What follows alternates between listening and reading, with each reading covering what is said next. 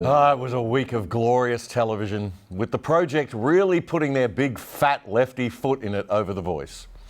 The 1980s variety show singing sensation Kamahl had announced that he was going to vote yes, after originally saying he was going to vote no. Everyone was over the moon, hoping that millions of Kamahl fans would also switch their votes as the Yes campaign continued to tank to new levels in the polls. Especially our Prime Minister, who could hardly contain himself and was so excited by Kamahl's backflip that he decided to coin a new word. Something I get great heart from is the decision of Kamahl, a very courageous decision. He's someone who came out and said no and went away, spoke to people, read what it was about, read the question and decided that he would come out and declare his support for yes, and to say why would anyone oppose this. So we have now a new term that we've coined today, Kamahl-mentum, in the last couple of weeks. Well, he was right. Kamahl had changed his mind.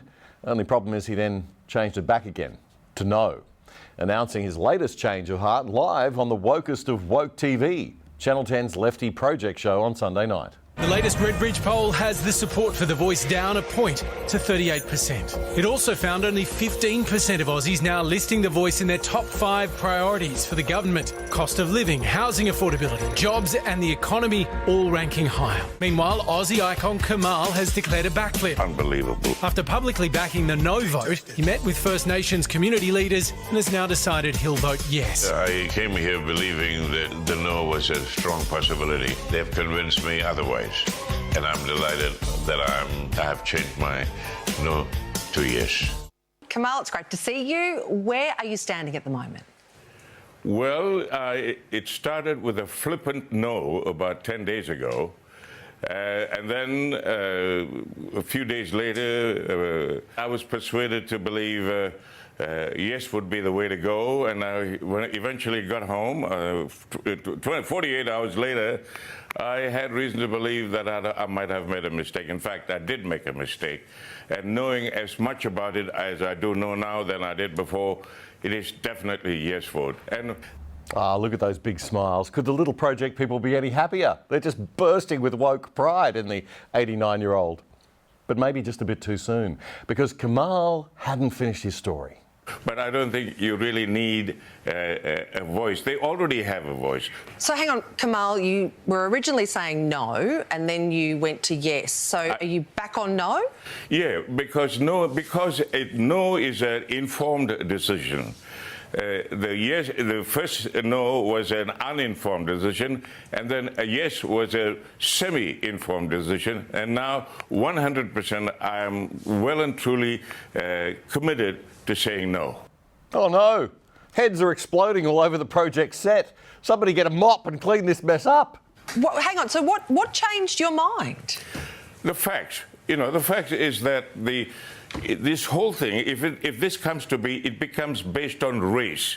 The Aboriginals have, or the Indigenous Torres Strait Island people already have a voice. It's a purely an opportunity or making an effort to find out what they want to say and what should be done for them. And at the moment, it's $40 billion a year. $40 billion a year. Yep. Now here's where it gets really good. Poor young Hamish nearly pops a blood vessel. $40 billion a year. To the Indigenous people. Where's the money going to? What are they doing with it? Sorry, where are you getting that figure from, Kamahl? I beg your pardon? Where's that figure come from? The 40 billion? Yeah. Where? I saw it in, somebody told me. Maybe, I think I'm making it up. A nice one, Hamish. Do the little befuddled face-to-camera look. Where are you getting that from, Kamahl? Where are you getting that from? And pick on your guest, your 89-year-old guest. Explain yourself, young fella. It's just you're saying that now your decision is fully informed. I think we're all interested to understand not how fully, you landed on this position. No, not fully informed as I could be in 48 hours. They're spending $40 billion. How are they spending that money? Kamahl, obviously grateful to have you on. I feel we should probably just fact-check the 40 billion figure because you've used it a few times and I know a lot of people are listening to you. I think there was a claim made by Tony Abbott some years ago that the National Indigenous Australians Agency spent $30 billion a year. That's been fact-checked as false. The government agency says it's never administered funding of $30 billion a year on Indigenous programs. Its total budget for 2022 and 23 was $4.5 billion. So I think it's probably just right, given that we are in a referendum and people are making up their minds, that we just get that right. Oh, yeah, thanks, Hamish. So good of you to clear that up. You're just such a sincere, nice guy doing that for all us little dumb people. Just one tiny problem with it, mate. You are completely and absolutely wrong. Your fact check seems to be lacking in facts. Sorry. Maybe don't rely on the RMIT Fact Lab, those little people running around in white coats with truth serum in test tubes down at RMIT. The RMIT Fact Lab are so bad at fact-checking that they even got dumped by left-wing social media. Here are the actual facts for you. The 40 billion figure did not come from a claim made by Tony Abbott about the National Indigenous Australia Agency, Hamish. You condescending, patronising, badly researched. I'll stop there or I'll get sued.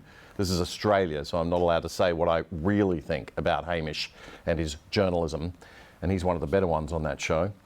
The $40 billion figure comes from a much more detailed report published by the Australian Government's Productivity Commission. It was the last serious, heavily and carefully researched attempt to put an actual figure on how much money is being spent on Aboriginal people in Australia.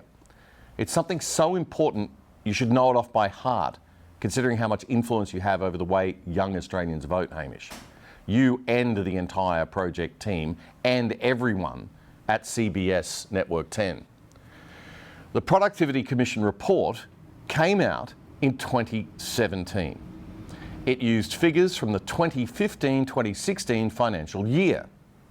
And it showed that total federal government spending that year was $556 billion. On Indigenous Aussies, it was $33 billion, and on non-Indigenous Australians, it was the rest, $523 billion. That's all spending for regular government services we all get and special services for Indigenous people. The $33 billion spent on Indigenous people was made up of $27 billion on the things all Aussies get, and $6 billion special Indigenous programs. So is this fair? Well, we need to look at it on a per head basis, first of all. How many Indigenous people were there in 2015-2016? The Australian Bureau of Statistics put the number at 730,000, and the rest of Australia at 23.4 million people. So if you do the math, our Aboriginal and Torres Strait Islander people got $45,000 of all federal government spending each, and the rest of us got $22,000 each. That's more than double. I repeat, more than double the amount of government spending goes to people who identify as Indigenous on average than goes to non-Indigenous Aussies on average. Now, to be fair, some of this is because of remote location living, and some of it is because of the extra special services. And some of it is because Aboriginal and Torres Strait Islander people are more in need of welfare support because of disadvantage. But the reality is, it's still more than double. It's a lot of extra care and support from Aussie taxpayers. What this means is, and I hope you're listening, MC Hammer, we are a kind nation that looks after its Indigenous people. And Aussies are clearly not systemically racist. We spend twice the amount on Aboriginal and Torres Strait Islander people than we spend on anyone else. Okay, so that's $33 billion. Where does this $40 billion figure come from that Kamahl used that Hamish was so keen to clear up for us all? Well, this is where it gets really shocking. The Bureau of Statistics says the Aussie population is now, in 2023, around 950,000. That's a very big jump, which many have said is because more people are identifying as Aboriginal and Torres Strait Islander.